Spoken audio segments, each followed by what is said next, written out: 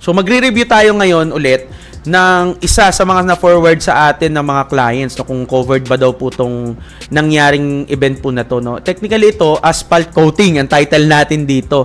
Why asphalt? Kasi tumalsik yung natalsikan po yung sasakyan ng aspalto. One of the questions, covered po ba ito?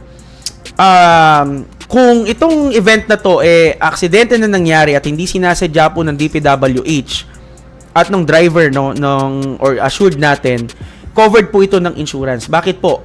Normally, itong aspalto pag tumalsik sa sasakyan po natin, magmamarka po ito.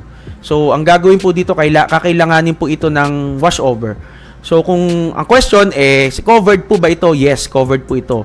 Kung government po ang nag-aayos po nito, like yan, si DPWH, ang sasagot po nito in GSIS Insurance.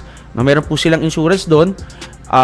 Mag-i-issue lang po itong si Toyota Vios ng Certificate of Non-Claim, and then yun po yung ibibigay po sa GSIS para makaklaim po siya. Kasi magmamark po yan kahit anong mangyari po dyan. Magkakaroon na po yan ng marka. Nung mahihirapan siyang tanggalin po yan. And kakailanganin po talaga yan i-wash over kasi hindi na siya actually magagamot ng ganyan. Now, ano ba ang reason para ma-deny ang asphalt? Yung mga ganyang sa pangyayari tungkol sa aspalto. Halimbawa, nakita na niyang nag-aspalto doon, tapos tinuloy pa niya, natalsikan siya, at ipapakover niya sa insurance, automatic i-deny po yun. It's like parang sa riot, no?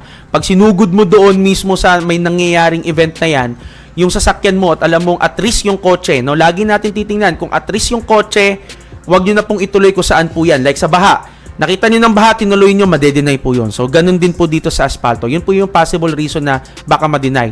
Pero itong nasa video, hindi po yan ma-deny kasi aksidente, malayo naman din po yung agwat ng aspalto at ng kotse. Na ano lang po talaga to, mukhang nalubak po yung DPWH at nagtalsikan yung aspaltong karga-karga doon sa trailer. So, yun. Covered po yan as long as hindi at risk yung driving na nangyari.